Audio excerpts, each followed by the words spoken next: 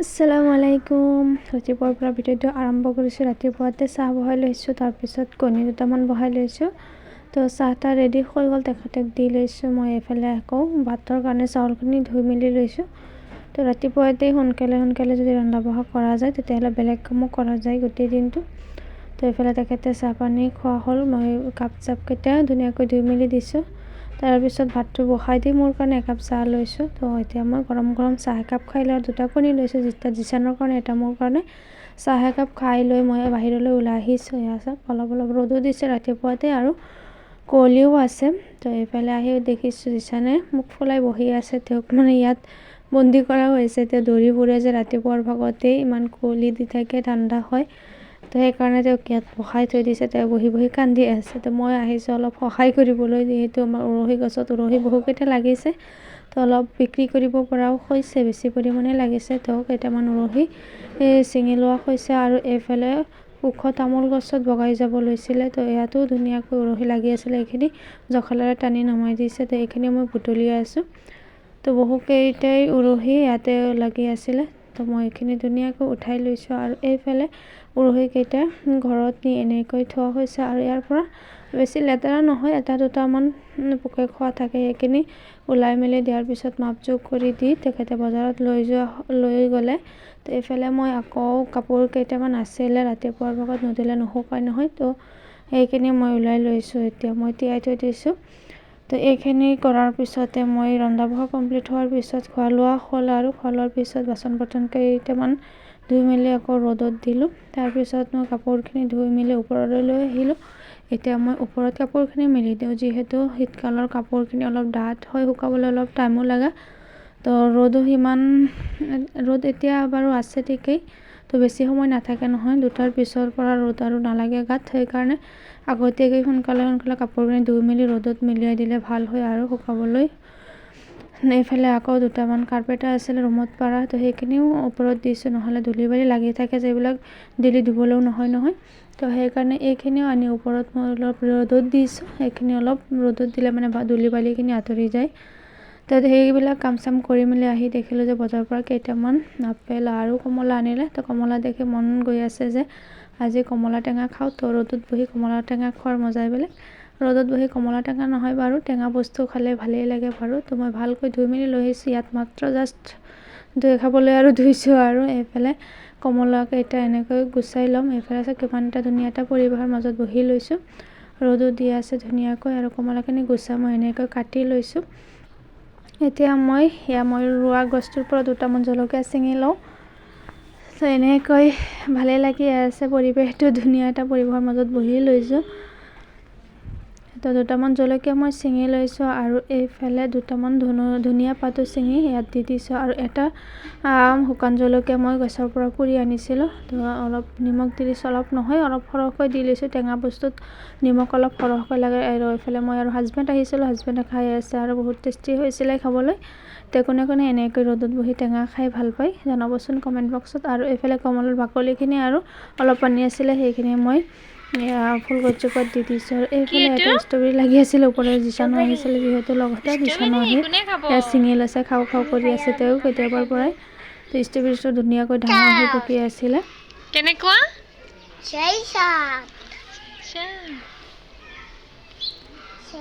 তাৰ মাজতে মই এটা অৰ্ডাৰ দিছিলোঁ, কাপোৰৰ এটা বস্তু এটা মানে। তো এইটো এতিয়া মই আনবক্সিং কৰিম, কেনেকুৱা আহিছে বাৰু। ইয়াৰ চাওক বস্তুটো এনেকুৱা, কেনেকুৱা দেখিছে জনাব।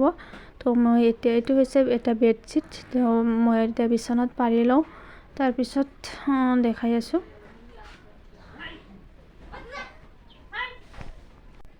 বহুত দিন ধৰি আনিবৰ কথা আছিলে, বাট ফাইনেলি আজি লোৱা হ'ল।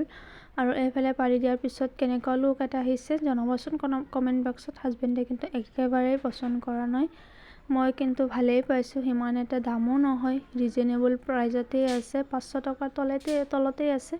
তো ইমান কম দামতনো আৰু কিমান ভাল দিব ন, সেই চাইছেনে।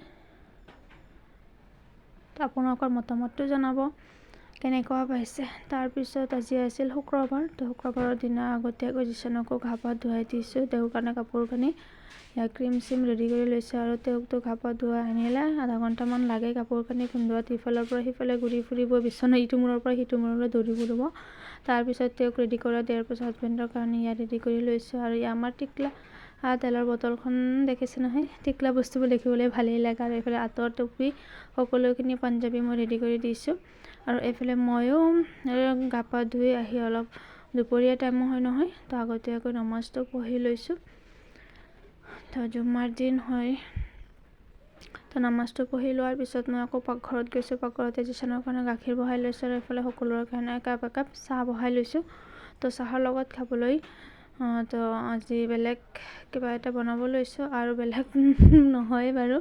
তো কেইটামান চিৰা আছিলে, এটা টাৱা বহাই লৈছোঁ। টাৱাত অলপমান তেল দি মই অলপ হালধি গুড়ি দি লৈছোঁ। এহাতে মোবাইল আৰু এহাতে দিছোঁ যে হালধি গুড়ি, সেইকাৰণে অলপ সৰহকৈ যেন পৰি যোৱা যেন পাইছোঁ। তো অলপ নিমখ দি লৈছোঁ। এইখিনিত মই চিৰাখিনি দি ভাজি ল'ম, তো মচমচীয়া টাইপৰ কৰি ল'ম। কেতিয়াবা এনেকৈ খায়ো ভালেই লাগে। তো ধুনীয়াকৈ মচমচীয়া কৰি ভাজি লৈছোঁ। আৰু এইফালে চিৰাত পিঁয়াজ, জলকীয়া আৰু ধনিয়াৰ পাত চাত দি সকলোখিনি মিহলাই চাহ খোৱা হ'ল বাৰু। তাৰপিছত মই লৈছোঁ মুড়ি, নাৰিকল আৰু গুড়।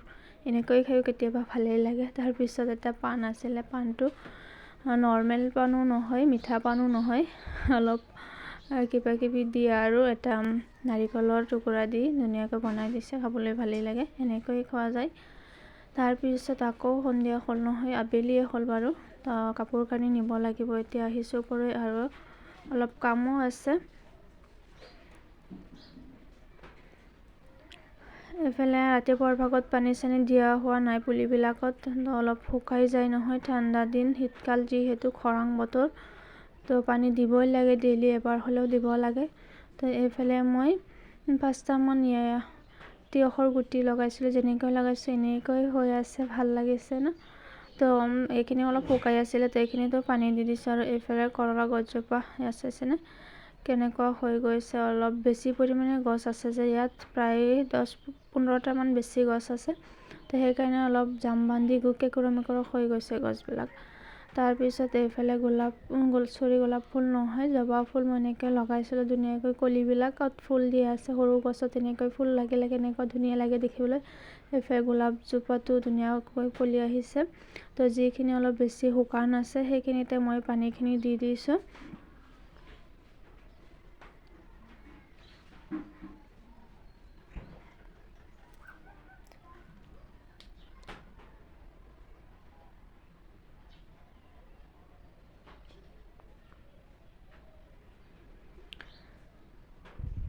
এইফালে চাওক কিমান এটা ধুনীয়া কালাৰৰ সৈতে পাত ফুল হৈ আছে, দেখিবলৈ কিমান যে ধুনীয়া লাগিছে।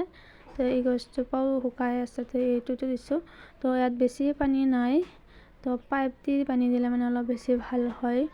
তো যিখিনি আছিলে মই অলপকৈ সকলোখিনিতে দি দিছোঁ। তাৰপিছত ৰাতিয়ে হৈ গ'ল। তো ঠাণ্ডা দিন যিহেতু ৰাতিপুৱাৰ ভাগত চাহৰ লগত কিবা কিবি পিঠা চিঠা খালে ভাল লাগে। তো ৰাতি সন্ধিয়া সময়ত মই 1 কেজিমান চাউল তিয়াই থৈছিলোঁ, তো ৰাতি পিঠাগুড়িখিনি খুন্দি লৈছোঁ। আজিকালিতো ঢেঁকীত যাব নালাগে বাৰু, তো অলপ সহজ হৈ উঠিছে, মিক্সি জাৰত খুন্দি লৈছোঁ। তো এইফালে মই 1 কেজি চাউলৰ পৰা 3-4 বিধ পিঠা বনাব লৈছোঁ। তো নাৰিকল দি ভাপত দিয়া পিঠা বনাইছোঁ। এইফালে এইটো আমাৰ শীতকালীন পিঠা হয়, মেইন পিঠাটো এইটো মেৰা পিঠা বুলি কওঁ আমি। আৰু এইফালে ভাপত দিয়া মানুহে টেকেলি মুখত দিয়া পিঠা, আজি মই বনাইছোঁ কুকাৰৰ মুখত দিয়া পিঠা। তো এনেকৈ ধুনীয়াকৈ অতি সহজতে অতি কম সময়ত বনাব পৰা পিঠাটো হৈছে